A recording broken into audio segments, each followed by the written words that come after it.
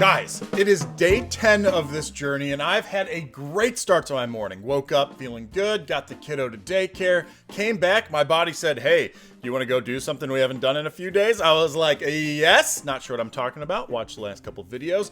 And then I stepped on the scale. Apparently those, what I would call big drops in weight, aren't quite done yet. I went from 214.8 yesterday to an even 214 today. That puts my total weight loss so far at the 10-day mark at 7.6 pounds. The scale says body fat percentage is 19.8, water 55.2, and muscle 162.5. It may be a bit wacky in some of those measurements, but at least the trends are in the right direction. It's not just my great morning that has got me so excited. It is what I'm having for breakfast. Yesterday, my wife came back with this. This I didn't know existed. I'm sure others of you out there did. Keto-friendly bread. This feels like a legitimate wheat-based bread, right? But it has 0 net carbs, 12 total carbs, 12 grams of fiber. I'll get into more details about this in breakfast, but I've got to go because I need to make this up and see if it works with my eggs like I used to eat them before keto. Oh.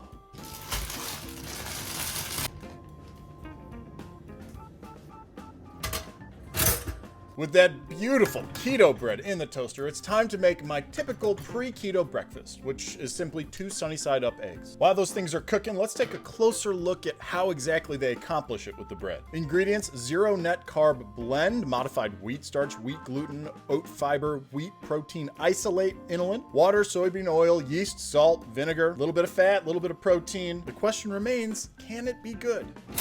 Time to put it to the test. If anyone out there was asking why sunny side up eggs, because I would butter my bread, flip the eggs on top, and let that warm, runny yolk get absorbed by the bread a little bit. Oh.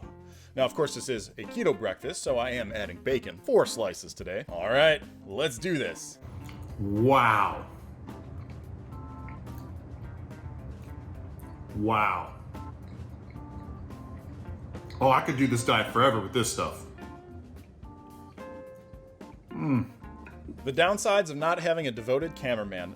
Yes, my face was cut off, but the reaction is genuine. I am so impressed by this bread and how bready it is. As for the meal itself, 431 calories, 32 grams of fat, 28 grams of protein, and 1 gram of net carb, with a cost of $2.37. Just so you know, 1 slice of this bread is about 50 cents. Can I just say, for the true bacon lovers out there that are looking for an effective diet, this may be the winner. I have eaten so much bacon, and in fact, there's a bit more coming up today. It has been heaven. In fact, maybe I should have just done bacon for lunch rather than what I ended up doing, which was a whole lot of nothing.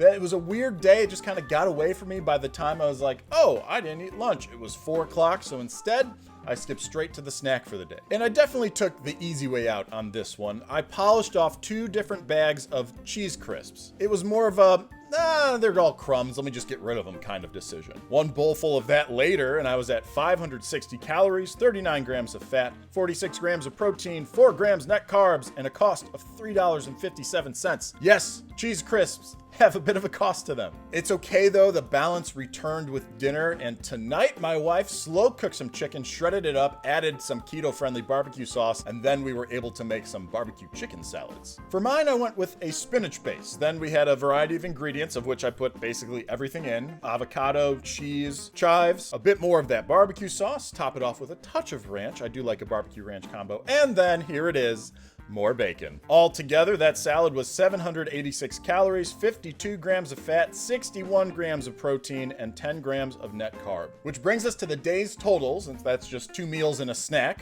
Even still, I'm pretty happy with where I ended up. 1,777 calories, about 170 calories under my target. 123 grams of fat, almost 30 grams under my target. 135 grams of protein, went 30 grams over on that target. And 15 grams of net carb, once again, well under the maximum of 24 for my day. So in the end, my macros were a bit off balance, a little too much protein, not quite enough fat, and that is truly what I found is the challenge of the diet, consuming enough grams of fat and not too many grams of protein. It's so easy to say, oh, just eat a bunch of meat, but when you're having lean meat like chicken, or when I have the fish, there just isn't enough fat to protein balance to really make that a worthwhile meal for this diet. But I'm okay with it. I am not about strict adherence, if you haven't learned that by now. And along those lines, because I haven't been obsessing over the minutia of measuring everything out and really hitting those targets day to day, it's been a rather enjoyable experience so far. And day 10 is one of those mile markers that I was going to stop,